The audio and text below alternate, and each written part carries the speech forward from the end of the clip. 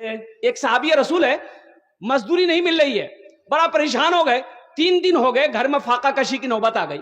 تو بیوی کہتی ہے, اے میرے سرتاج, اپنی کاج کوربین نا, یہ سنسار کیسے چلے گا؟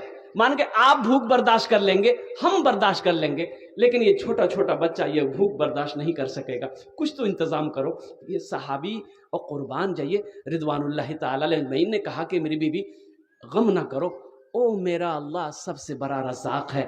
ہم تو جاتے ہیں بازار, منڈی جاتے ہیں, لیکن کوئی مجھے مزدور لیتا ہی نہیں.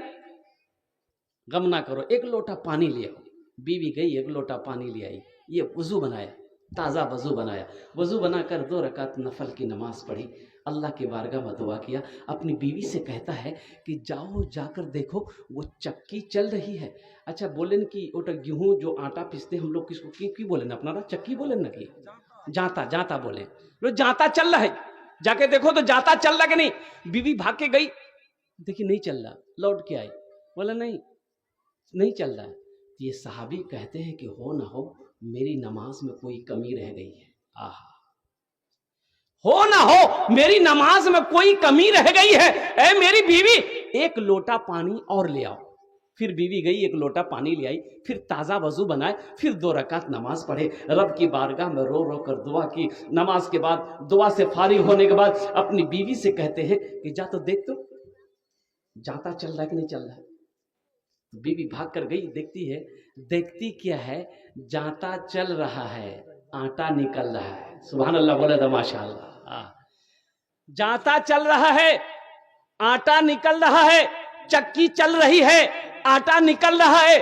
بیوی کا خوشی کا ٹھکانہ نہیں. شوہر کو آواز دیا کہ آؤ دیکھو تو صحیح, کیا غضب اللہ کا کرشمہ ہے. یہ برتن آٹا بھرو, یہ برتن میں بھرو, یہ برتن میں بھرو. گھر کے سارے برتن آٹا سے بھر گیا. اور جس برتن میں پانی دے, بولے پانی پھینکو پہلے آٹا بھرو, وہ برتن بھی بھر گیا. اب عورت کی ذات, عورت بیوی نے شوہر سے کہی کہ میرے سرتاج, اے میرے پیارے شوہر, تھوڑا سا یہ جانتا کا پاٹ اٹھا کر دکھائیے نا ہم کو, آٹا نکل کہاں سے رہا, آٹا آ کہاں سے رہا ہے, تھوڑا یہ جانتا کا پاٹ اٹھا کر ہم کو دکھائیے نا. تو یہ نوجوان جیسے ہی جانتا کا پاٹ کو اٹھایا, آٹا کا گرنا بند ہو گیا. اور قربان جائیے اللہ کے رسول صلی اللہ علیہ وسلم کی بارگاہ میں یہ نوجوان گیا, سارا واقعہ سنایا کہ یا رسول اللہ صلی اللہ علیہ وسلم یہ واقعہ آج ہوا ہے میرے ساتھ میں.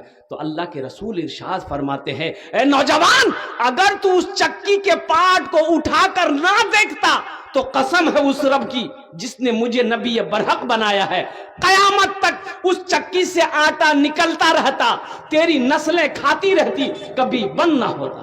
یہ نماز کی برکت ہے. نماز نوازنا چاہتی ہے, نماز تو دینا چاہتی ہے. اور قربان جاؤ نوجوانوں, حضور کی حدیث ہے کہ کوئی کاشتکار, اچھا ایک اللہ کے رسول صلی اللہ علیہ وسلم ایک سفر میں تھے, تو ایک بدو دیہاتی مزدور کسان, وہ دیکھا کہ اللہ کے حبیب صلی اللہ علیہ وسلم آ رہے ہیں, تو وہ کھرپی بولیں نا کہ اپنا پوسنی, کھرپی, ہاں پوسنی, وہ کھیت میں کام کر رہا تھا.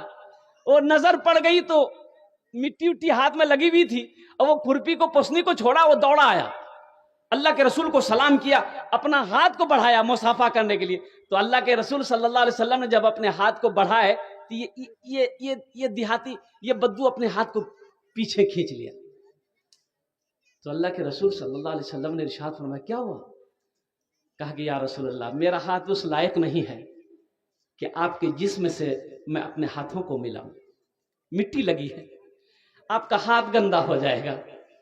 اور قربان جائیے, جانتے ہو نوجوانوں, آمینہ کے لال گنبد خضرا میں آرام فرمانے والے جناب محمد رسول اللہ صلی اللہ علیہ وسلم نے اس دیہاتی کے ہاتھوں کو پکڑا.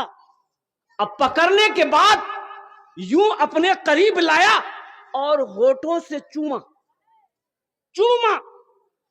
اور آپ نے فرمایا کہ جانتے ہو جو ہاتھ محنت و مشقت کرتا ہے, جو ہاتھ محنت و مشقت کرتے ہوئے گندا ہو جاتا ہے, مٹی لگ جاتی ہے, دھول لگ جاتی ہے, گرد و غبار لگ جائے, جہنم کی آگ اسے جلا نہیں سکتی.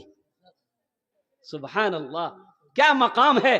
حضور فرماتے ہیں صلی اللہ علیہ وسلم کہ کوئی کاشتکار فجر کی نماز پڑھ کر کھیت میں چلا جائے، باغیچے میں چلا جائے، باغان میں چلا جائے، جس پودے میں ہاتھ لگا دے گا اللہ اس پودے میں برکت پیدا فرما دے گا۔